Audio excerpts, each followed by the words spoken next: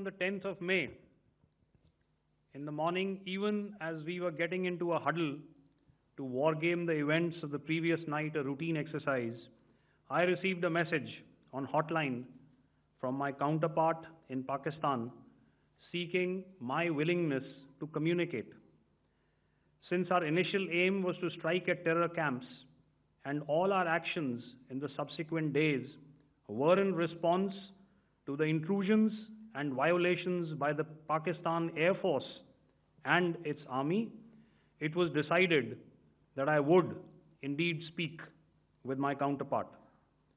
You are already aware, I've seen it being covered on national television, that my communication with the Pak DGMO was conducted at 15:35 hours yesterday and resulted in cessation of cross-border firing and air intrusions by either side with effect from 1700 hours, 10th of May, after he proposed that we cease hostilities. We also decided to further speak on the 12th of May, that's tomorrow, at 1200 hours, to discuss the modalities that would enable the longevity of this understanding. However, disappointingly, and must I add, expectedly, it took only a couple of hours for the Pakistan Army to violate these arrangements by cross-border and across the line of control firing, followed by drone intrusions across the expanse of the Western Front through last night and in the early hours of the morning today.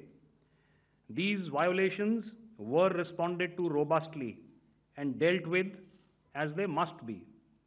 We have earlier today sent another hotline message to my counterpart highlighting these violations of the understanding between the DGMOs on the 10th of May and our firm and clear intent to respond to these fiercely and punitively, if repeated tonight, subsequently, or later.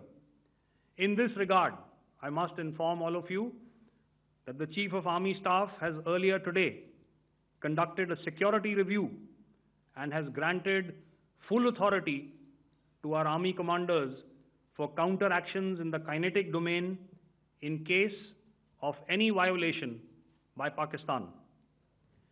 In the end, I pay my solemn homage to my 5 fallen colleagues and brothers from the armed forces and civilians who have tragically lost their lives in Operation Sindoor. Our hearts go out to the bereaved families,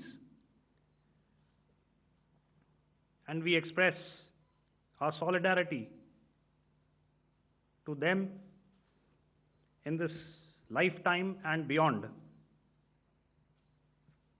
at this grave juncture in their lives. Their sacrifices shall always be remembered and spoken of in glowing terms by a grateful nation. We have thus far, ladies and gentlemen, exercised, and my colleague Pramod highlighted this, immense restraint, and our actions have been focused, measured, and non-escalatory. However, any threat to the sovereignty, territorial integrity, and safety of our citizens will be met with decisive force. Jai Hind.